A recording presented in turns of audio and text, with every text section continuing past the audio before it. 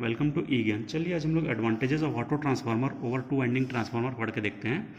इसका एक major advantage होता है ऑटो ट्रांसफार्मर का कि उसमें जो कॉपर कंडक्टर जो लगता है, मतलब जो वाइंडिंग में जो कंडक्टर्स लगते हैं, तो ऑटो ट्रांसफार्मर में जो कंडक्टर लगते हैं उसका वेट जो होता है वो कम होता है। तो हम पढ़ने वाले हैं savings of copper in auto transformer. मतलब कि जैसे कि ये दो हमारे पास ट्रांसफार्मर है, एक normal ordinary to winding transformer है और दूसरा एक ऑटो ट्रांसफार्मर है। तो टू वाइंडिंग ट्रांसफार्मर जब हम लोग यूज़ करते हैं तो उसमें वाइंडिंग्स में लगने वाला जो कॉपर होता है, जो मटेरियल होता है, उसका वेट ज़्यादा होता है। और ऑटो ट्रांसफार्मर के केस में जो वाइंडिंग अपन यूज़ करते हैं उसमें लगने वाले कॉपर का वेट कम होता है। यही आज हम लोग पढ़ करके देखेंगे। तो जब भी हमको दो ट्रांसफार्मर्स के वाइंडिंग के मटेरियल को कंपेयर करना है तो हमको कुछ स्टैंडर्ड सेट करने पड़ेंगे, कुछ रेफरेंस लेना पड़ेगा कि क्या क्या चीज़ें सेम हैं। और उस केस में हम ये फाइंड करेंगे कि कौन से ट्रांसफार्मर में वाइंडिंग कम लगती है। तो हम लोग जो सेट करने वाले हैं वो ये है, for comparing wait of auto transformer and ordinary to winding transformer both must have same input and same output. मतलब कि दोनों ट्रांसफार्मर का जो इनपुट पावर होगी V1I1 और इसकी V1I1, वैसे ही जो आउटपुट पावर होगी V2I2 for two winding and V2I2 for auto transformer same रहेगा। मतलब दोनों ट्रांसफार्मर जो है वो सिमिलर टाइप के ट्रांसफार्मर लेंगे। दोनों का जो वोल्टेज रेशियो होगा V1/V2 फॉर ऑटो ट्रांसफार्मर और V1/V2 for to winding transformer वो भी सेम रहेगा। हम ये भी मान करके चलते हैं कि दोनों की कोर में होने वाली मैक्सिमम फ्लक्स डेंसिटी जो होती है और कोर का जो क्रॉस सेक्शनल एरिया होता है वो अपन सेम मान के चलेंगे। मतलब कि दोनों ऑलमोस्ट एक जैसे ट्रांसफार्मर हैं, पावर आउटपुट और पावर इनपुट के टर्म्स में भी, वोल्टेज रेशियो के टर्म्स में भी। मतलब प्राइमरी और सेकेंडरी वोल्टेजेस, प्राइमरी और सेकेंडरी करंट्स जो हैं दोनों ट्रांसफार्मर के लिए यदि अपन सेम ले रहे हैं तो कौन से ट्रांसफार्मर में कम कॉपर मटेरियल लगेगा, कौन से ट्रांसफार्मर में ज्यादा वाइंडिंग का मटेरियल लगेगा, ये अपन फाइंड करके देखते हैं। क्लियर है? आई होप ये क्लियर होगा आपको।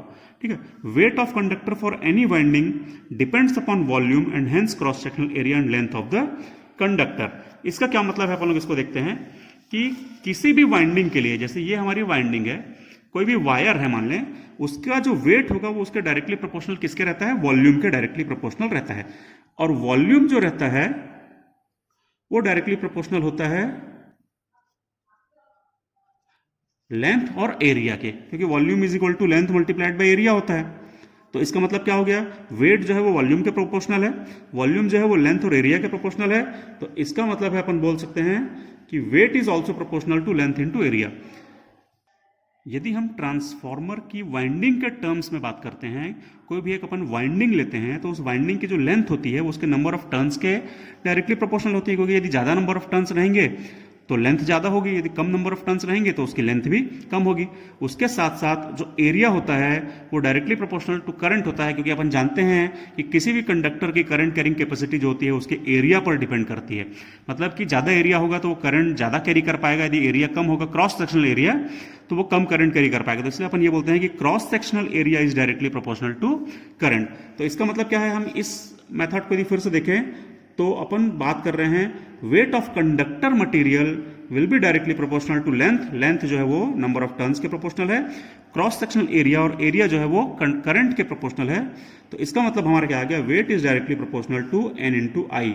या अपन बोल सकते हैं कि वेट जो होता है वो MMF के डायरेक्टली प्रोपोर्शनल होता है। ठीक है।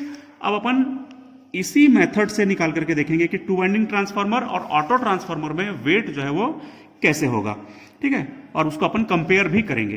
तो फॉर टू वाइंडिंग ट्रांसफार्मर अपन पहले निकाल लें कि टू वाइंडिंग ट्रांसफार्मर के लिए जो वेट होगा वो कैसे होगा। तो weight of conductor in two winding transformer that is W two winding is directly proportional to उसके number of turns multiplied by current के। ठीक है। अब नंबर ऑफ टर्न्स कैसे होंगे? तो इसमें तो दो वाइंडिंग है, एक वाइंडिंग का वेट प्लस दूसरी वाइंडिंग का वेट, ऐसे ही निकलेगा। तो पहले वाइंडिंग का वेट किस पर डिपेंड करेगा? पहले वाइंडिंग के टर्न्स और उसके करंट। दूसरी वाइंडिंग का वेट किस पर डिपेंड करेगा? दूसरी वाइंडिंग के नंबर ऑफ टर्न्स और उसके करंट पे। तो हम इसको बोल सकते हैं कि weight of two winding transformer is directly proportional to primary winding का weight N1I1 plus secondary winding का वेट दैट इज N2I2। तो ये हो गया अपना टू वाइंडिंग ट्रांसफार्मर का weight that is directly proportional to N1I1 plus N2I2। Similar way में अपन निकालेंगे weight of conductor for auto transformer. ठीक है। उसके वेट को अपन नाम दे रहे हैं WA। तो फॉर ऑटो ट्रांसफार्मर वेट जो होगा वो कैसे होगा? तो देखें, ऑटो ट्रांसफार्मर जो है वो उसमें ये वाइंडिंग है टोटल। ठीक है। और ये वाइंडिंग भी जो है वो दो पोर्शन से मिलकर बनी होती है, ये ए बी और बी सी। मतलब ऑटो ट्रांसफार्मर की जो टोटल जो वाइंडिंग है ये दो पोर्शन से मिलकर बनी है, वाइंडिंग ए बी और वाइंडिंग बी सी। तो फॉर ऑटो ट्रांसफार्मर उसका जो वेट होगा वो डायरेक्टली प्रोपोर्शनल होगा weight of A B plus weight of B C. अब वेट ऑफ ए बी कैसे निकलेगा? तो weight of conductor required in winding A B. A B का जो वेट होगा वो कैसे निकलेगा? Number of turns into current, हमने शुरू में ही देखा है। तो नंबर ऑफ टर्न्स इस वाइंडिंग में कितने होंगे? देखो टोटल में N1 है, ये वाले N2 है, तो ये वाले N1 माइनस N2 होंगे, और यहां से जाने वाला करंट I1 है, तो वेट किसके प्रोपोर्शनल हो जाएगा? N इंटू आई। N कितना है? N1 minus N2 multiplied by current कितना है? I1 है। बिल्कुल सिमिलरली ये जो नीचे वाला पोर्शन अपन ले रहे हैं इसका जो वेट होगा, तो weight of conductor required in winding B C is directly proportional to इसके number of turns multiplied by इसका करंट। तो इसके नंबर ऑफ टर्न्स कितने हुआ? N2, और इसमें जाने वाला करंट कितना है? तो I2 माइनस I1 है, क्योंकि I2 ऐसे जाता है, ऐसे घूम करके नीचे जाता है, और I1 जो है वो ऊपर से नीचे आता है, तो इसका मतलब इस वाइंडिंग में टोटल करंट होता है I2 माइनस I1। तो ये हो जाएगा N2 multiplied by I2 minus I1। तो now total weight of conductor in auto transformer क्या हो जाएगा? वो डायरेक्टली प्रोपोर्शनल हो जाएगा इन दोनों के समेशन के। ठीक है, तो W A B plus W B C. ठीक है, वो कितना हो जाएगा? मैं इसको फिर से लिख दे रहा हूँ, N1 माइनस N2, यहाँ से देख देख के अपन उतार ले रहे हैं, I1 प्लस ये वाला हो जाएगा N2 I2 माइनस I1। ठीक है, इसी को थोड़ा सा अपन और आगे सॉल्व करें तो ये हो जाएगा N1 I1 minus N2 I1 plus N2 I2 minus N2 I1। देखिए ये N2 I1 और N2 I1 दो बार आ रहा है, तो मैं फिर से लिख दूं weight of auto transformer will be directly proportional to minus N2 I2 minus N2 I2, तो जाएगा माइनस 2 N2 I1। ये N1 I1 है और ये N2 I2 है, और हम जानते हैं कि टू वाइंडिंग ट्रांसफार्मर में N1 I1 is equal to होता है N2 I2। ये तो हमको पहले से ही पता है कि ऑटो ट्रांसफार्मर में N1 I1 is equal to N2 I2 होता है। ठीक है, तो N1 I1 is equal to N2 I2, तो मैं इस N2 I2 की जगह पे N1 I1 रख दूं। यहाँ पे N1 I1 पहले से है, ये हो जाएगा 2 इंटू N1 I1। क्लियर है? तो weight of auto transformer will be directly proportional to 2 into N1 I1 minus N2 I1। ये हो जाएगा हमारा वेट ऑफ ऑटो ट्रांसफार्मर किसके प्रोपोर्शनल होगा? इस चीज के प्रोपोर्शनल होगा। सिमिलरली हमने weight of two winding transformer क्या निकाला था? वो होता है N1 I1 plus N2 I2 के प्रोपोर्शनल, और हम जानते हैं कि नॉर्मली ट्रांसफार्मर में N1 I1 is equal to N2 I2 होता है। ये तो हम पहले से ही जानते हैं, MMF बैलेंस जो होता है दोनों वाइंडिंग में रहता है। तो मैं इस N2 I2 की जगह पे N1 I1 रख दूं, तो यही डायरेक्टली प्रोपोर्शनल हो जाएगा 2 N1 I1। ठीक है, तो टू वाइंडिंग ट्रांसफार्मर का जो वेट होगा उसमें वाइंडिंग का जो वेट होगा वो 2 इंटू N1 I1 के प्रोपोर्शनल होगा, और ऑटो ट्रांसफार्मर का जो वेट होगा वो डायरेक्टली प्रोपोर्शनल होगा 2 into N1 I1 minus N2 I1। ठीक है, अब अपन इन दोनों का रेशियो निकाल करके देखते हैं, तभी अपन इसको कंपेयर कर पाएंगे।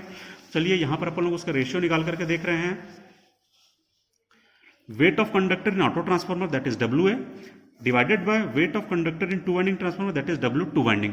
तो weight of conductor in auto transformer हमने क्या निकाला है, यहां से अपन उसको देख लेते हैं। चलिए ये निकाला है, इसी को मैं यहां पर नोट कर देता हूं, 2 into N1 I1 minus N2 I1 divided by W two winding transformer का हमने क्या निकाला है? देखिए ये निकाला है 2 इंटू N1 I1, तो उसी को पुट कर देते हैं, 2 इंटू N1 I1।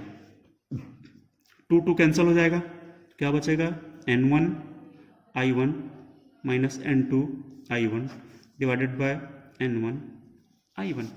इसी को थोड़ा सा और आगे सॉल्व करें। देखिए यहाँ पर हमने रेशियो लिया है, तो प्रोपोर्शनलिटी का साइन था जो इक्वल साइन में कन्वर्ट हो जाता है, ये तो आपको पता होगा, है ना। N1 I1 से N1 I1 कैंसिल हो जाएगा, तो बचेगा 1 minus N2 I1 divided by N1 I1 I1 cancel हो जाएगा, तो बचेगा N2 अपॉन N1। ठीक है, इसी को अपन ऐसे भी लिख सकते हैं, ऑटो ट्रांसफार्मर में वाइंडिंग का weight divided by two winding transformer में वाइंडिंग का weight will be equal to 1 minus N2 upon N1 को अपन लिख देते हैं K, जहां पर K क्या है? K is equal to transformation ratio होता है। ठीक है, तो ऑटो ट्रांसफार्मर का वेट जो होता है वो 1 minus K multiplied bye two winding transformer होता है। इसी को हम ऐसे भी लिख सकते हैं, is equal to 1 minus K multiplied by weight of conductor in two winding transformer. उसी चीज को हमने लिखा है weight of conductor in auto transformer is equal to क्या है 1 minus K multiplied by weight of conductor in two winding transformer. तो saving कितनी होगी? सेविंग मतलब कि ऑटो ट्रांसफार्मर में जो है वो कंडक्टर का जो वेट है वो कम लगता है और टू वाइंडिंग ट्रांसफार्मर में कंडक्टर का वेट ज़्यादा लगता है। तो जो सेविंग निकलेगी वो कैसे निकलेगी? Wait of conductor in two winding transformer minus weight of conductor in auto transformer. ठीक है, तो weight of conductor in two winding transformer minus weight of conductor in auto transformer क्या होगा? तो weight of conductor in two winding transformer minus weight of conductor in auto transformer ये निकला है, तो अपन लिख देंगे 1 minus K multiplied by W in two winding transformer. ये निकला है सेविंग्स। सेविंग मतलब कि जिसमें ज़्यादा निकला है और किसमें कम निकला है, दोनों का डिफरेंस। तो वेट ऑफ कंडक्टर जो है वो टू वाइंडिंग ट्रांसफार्मर में ज़्यादा है, weight of conductor in auto transformer कम है। तो जो बचत हो रही है हमारी वो कितनी होगी? Wait of two winding transformer minus weight in auto transformer. ये हमने उसको रख दिया, इसको एज इट इज रख दिया, इसकी वैल्यू यहाँ से देख करके रख दी। इसी को थोड़ा सा और सॉल्व करते हैं। ये हो जाएगा W of two winding transformer minus, इसको सॉल्व करेंगे तो इतना आ जाएगा और ये हो जाएगा प्लस के मल्टीप्लाइड बाय टू वाइंडिंग। ये दोनों कैंसिल हो जाएंगे, तो जो सेविंग्स होगी हमारी वो कितनी होगी? के multiplied by weight of two winding transformer. ठीक है, तो इसका मतलब है कि सेविंग कितनी होगी? यदि हम ऑटो ट्रांसफार्मर यूज करते हैं तो उसमें जो सेविंग होती है कंडक्टर मटेरियल के वेट में वो होती है इसका transformation ratio of the transformer multiplied by weight of two winding transformer. मान लीजिए K की वैल्यू हम लोग लेते हैं सपोज 0.1। कैसे आएगा ये? मान लीजिए कि हमारा जो नंबर ऑफ प्राइमरी टर्न्स है वो 100 है और नंबर ऑफ सेकेंडरी टर्न्स मान लो अपन लोग 10 मानते हैं, तो K कितना आ जाएगा? K जो होता है वो N2/N1 के हिसाब से 0.1 हो जाएगा। तो यदि मैं सेविंग्स निकालता हूं तो सेविंग्स कितनी आ जाएगी? 0.1 times of weight of two winding transformer, और यदि हम उसी को परसेंट में निकालें तो ये हो जाएगा 10%। तो हमको सेविंग कितनी मिलेगी कंडक्टर मटेरियल में? टू वाइंडिंग ट्रांसफार्मर के कंडक्टर मटेरियल के वेट का 10% जो है वो सेविंग हो जाएगी हमारी। मतलब ऑटो ट्रांसफार्मर में हमको 10% मटेरियल कम लगेगा टू वाइंडिंग ट्रांसफार्मर के कंडक्टर मटेरियल के वेट से। यदि हम लोग उस दूसरा केस लेते हैं कि यदि मैं K की वैल्यू को बढ़ा करके 0.9 ले लेता हूं, मतलब कि यदि नंबर ऑफ प्राइमरी टर्न्स 100 है और नंबर ऑफ सेकेंडरी टर्न्स यदि अपन लोग 90 लेते हैं तो K कितना आ जाएगा इस फॉर्मूले के हिसाब से? K की वैल्यू आ जाएगी 0.9।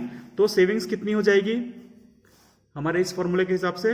वो हो जाएगी 0.9 into weight of two winding transformer, और यदि मैं इसी को परसेंट में निकालता हूं तो सेविंग आ जाती है 90% of weight of two winding transformer. मतलब टू वाइंडिंग ट्रांसफार्मर में कंडक्टर का जो भी वेट होता है उसके 90% वेट जो है वो सेविंग होगी यदि हम लोग ऑटो ट्रांसफार्मर यूज करते हैं। तो इससे ये आई होप आप लोगों को क्लियर हो गया होगा कि जब भी हम लोग ऑटो ट्रांसफार्मर यूज करते हैं तो कंडक्टर में जो मटेरियल लगता है वो टू वाइंडिंग ट्रांसफार्मर के कंपैरिजन में बहुत कम मटेरियल लगता है। और सेविंग ज्यादा कब होती है? यहां पर सेविंग जो है वो 10% है जब K की वैल्यू 0.1 है, और सेविंग 90% हो जाती है जब K की वैल्यू 0.9 होती है। तो इसका मतलब है कि जैसे जैसे K जो है वो यूनिटी की तरफ बढ़ता है, मतलब यूनिटी के तरफ अप्रोच करता है, तो सेविंग्स जो हैं वो इंक्रीज होती जाती हैं। ठीक है, मतलब कि जब K की वैल्यू हम लोग ऐसा डिसाइड करें कि वो 1 के आसपास हो तो सेविंग्स होंगी वो सबसे ज्यादा होती हैं। ठीक है, थैंक यू।